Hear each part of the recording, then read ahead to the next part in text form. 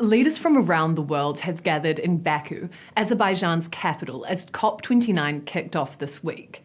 The focus this year is on how to get cash to poorer countries to help them fight against climate change. But many big names and powerful countries haven't shown face at this year's conference. UK Prime Minister Sir Keir Starmer is one of the only premiers from the wealthiest nations attending, although the Taliban has sent a representative. Outgoing US President Joe Biden, German Chancellor Olaf Scholz, and India's Narendra Modi are all not in attendance. Senior figures from the EU and China are also absent. The only other G7 leader taking part in the summit is Italy's Giorgia Meloni.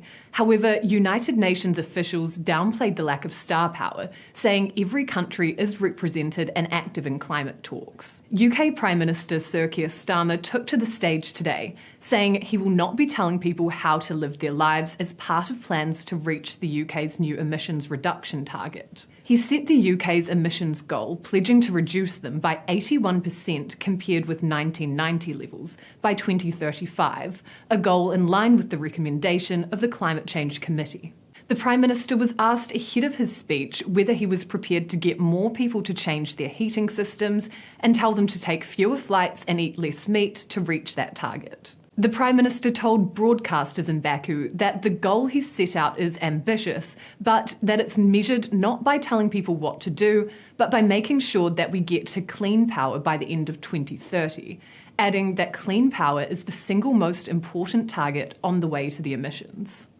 He said, while it's a difficult target, it is achievable, but it's not about telling people how to live their lives. Starmer also announced a £1 billion contract for wind turbine blades to be made in Hull. Meanwhile, UK's Energy Secretary Ed Miliband told journalists at the conference that the UK will seek to find common ground with Donald Trump on climate change. We will seek to find common ground with Donald Trump.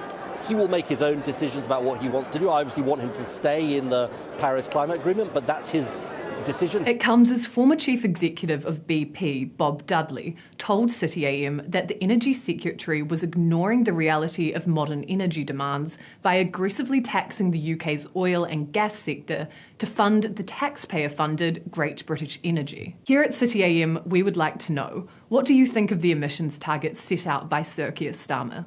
Let us know your thoughts and subscribe to City AM for more.